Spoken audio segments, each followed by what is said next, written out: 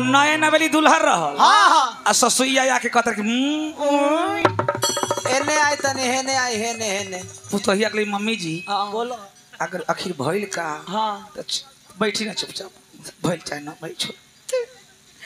छोरा सब देखत ताना मारत रे ऊ पतोहिया बड़की ने कहत कि तोर छोटका बेटा प्रदेश में बा आ हमर बलमा तोर गहूं काट कर दे बेचारी इंसान घर के बेटी थी बलमुआ के लगे फोन लगौलस के तरह फोन लगौलस हेने आई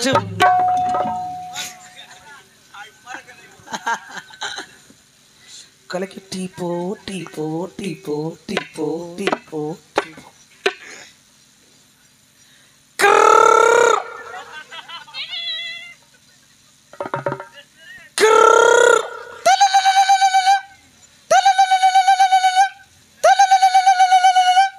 हेलो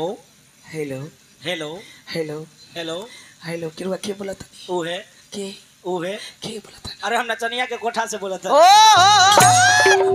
अरे महाराज जी गलती नंबर धले ले दोसर लिख ई बाई जी के भरुआ के हाल भाई जी के भरास बोलता रे दोसर नंबर लिखा दोसर नंबर टिपो टिपो टिपो टिपो टिपो टिपो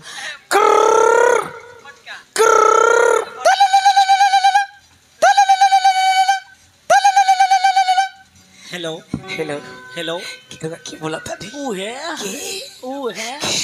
वो है अरे तो हर भतार बोला था ए राजा जी बोला ए रानी जी हम रानी तेरा बाप हम आई ओके ओके कली राजा जी बोला रानी जी गेहूं सब झड़ गइल बा हाँ हमरो जवानी सर गइल अरे आई जल्दी आई अरे चिंता जिन कर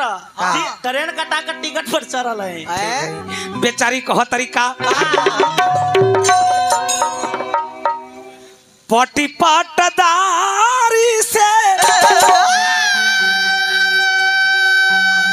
पटी पटीदारी से अरे गेहूं ना कटाता राजा आजा त खेतबा में गेहूं अर झन झन राजा आजा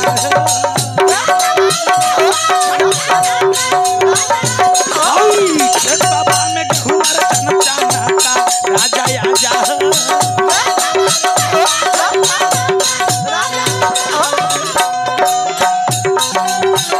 आने वाले आ गए आने वाले आ गए आने वाले आ गए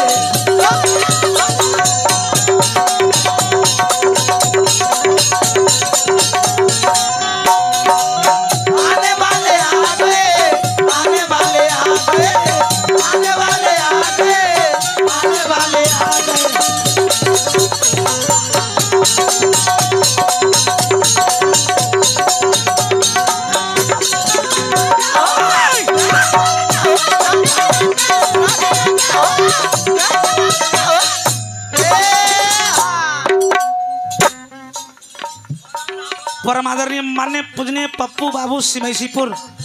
ड्राइवर साहब 501 रुपये के पुरस्कार दिले बनी। ड्राइवर साहब से हम कहे कि ड्राइवर साहब रुआ राजा बन के राज करी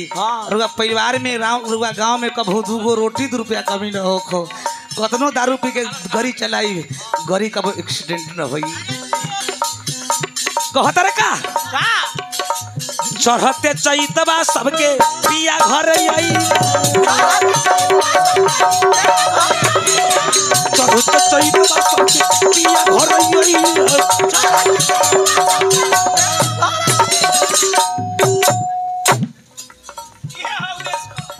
एहे उमेश कट चढ़ते चैतबा सबके पिया घर अइले मिथिलेश बाबू हमारा मंडली के गर्जियन है सब मिल जुल के गेहूं कटाइले सब मिल जुल के गेहूं कटाइले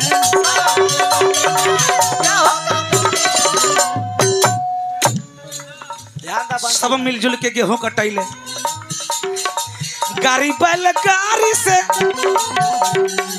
गाड़ी बैलगाड़ी से जब कटनी के समय में गेहूं के गेहूं लगल बा नु तो ओहे में बैलगाड़ी लोग हाँक देता गाड़ी बैलगाड़ी से खेतवा धांगाता राजा आ जाओ राजा आ जाओ राजा आ जाओ समय नहीं खे तो गेहूं तो खेतबा में गेहूं और चंचल